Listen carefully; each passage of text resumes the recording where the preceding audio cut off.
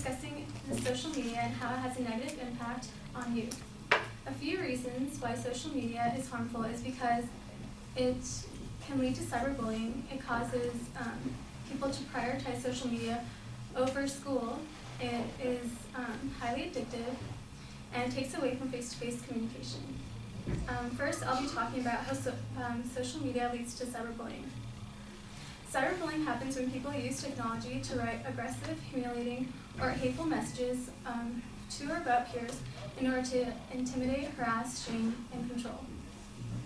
According to the article Teen Cyberbullying and Social Media on the Rise by Paul Malcor, he states that 72% of teens report being cyberbullied in the past year. Cyberbullying is a serious issue because this form of abuse can lead to many problems such as emotional trauma, depression, and suicidal thoughts. There are higher rates of cyberbullying due to the fact that social media is easy to access and is available to everyone. It makes it easy for teens to send threatening messages or hurtful words through a screen. The next point I'll be discussing is how people prioritize social media over school. A statistic from the website pewinternet.org states that 92% of teens report going online at least once a day, and 56% go online several times a day. Only 6% of teens report going online weekly, and 2% go online less often. This shows that teens neglect their studies because they're spending more time on the internet. Actively and frequently participating in social networking can negatively affect grades or weigh down on a student's career. Studies show that students who are Facebook users tend to spend less time studying, and which leads to a lower GPA. A study at the Miriam Hospital Center for Behavioral and Preventive Medicine found that student engagement with digital media of any kind, whether it be posting to Facebook or sending a text message, could have big impact on grades, lower GPA, and negatively impact their other areas of academic performance. The last point I'll be discussing is how social media is addictive, and it takes away from face-to-face communication. Since most conversations had through text messages, it led to a lot of people having poor social skills.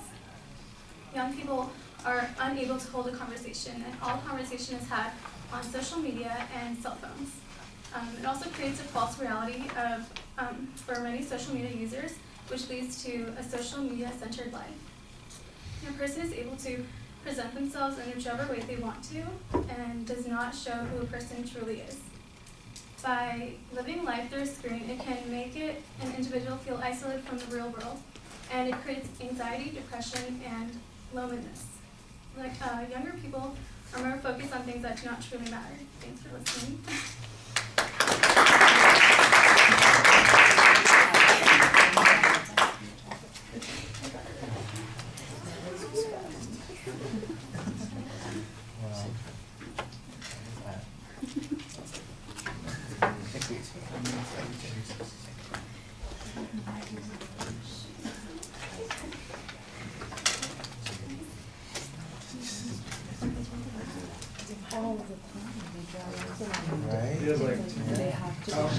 Have you ever did the lush thing when you grab the lush little tart, you go scrub it, and it takes away the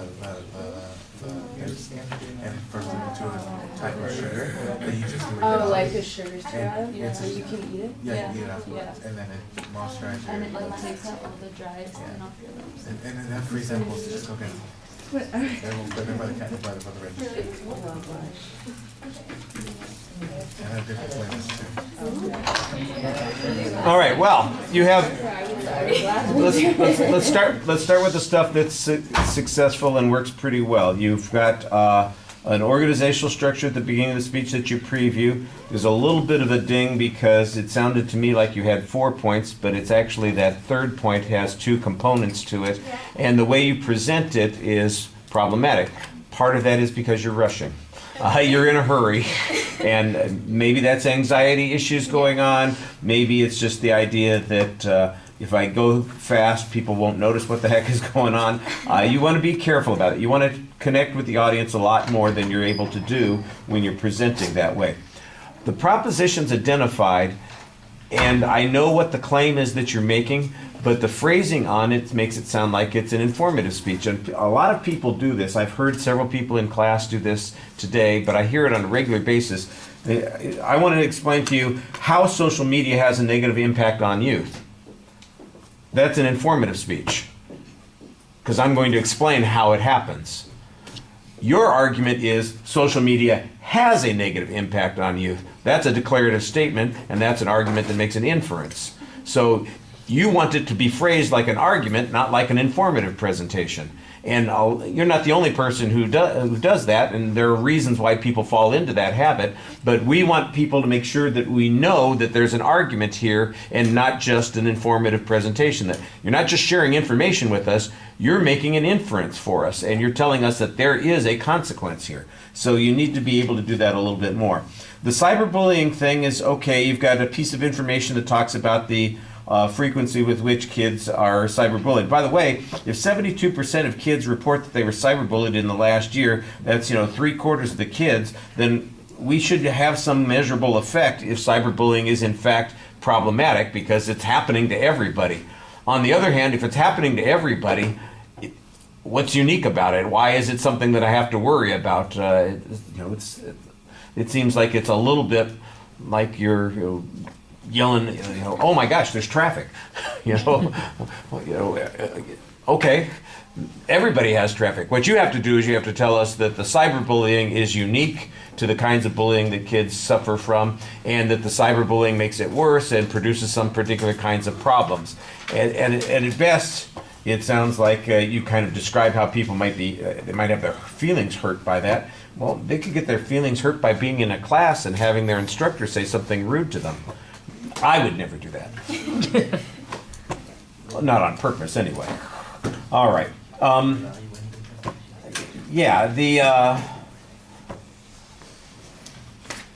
The data about the frequency with which people use the social media, I think that that's pretty good. There's a presupposition, however, here that there's an automatic trade-off with the amount of time that's spent online with the amount of time that is prioritized for studying. I do think towards the end you had some information that suggests that there is a link between student achievement and the utilization of Facebook and other kinds of media like that. That data did seem to me, however, to be a little vague. You had a good start on this argument because of the statistic that you had about the frequency with which people did that, but there's not as much follow-up on that part as there needs to be. Your presentation is substantially short. It's about half the time that you have allocated, and it would probably behoove you to pace yourself a little bit more, and then also find some additional data to support some of the points that you've got there. All right. Thank you for your patience and listening to what I have to say.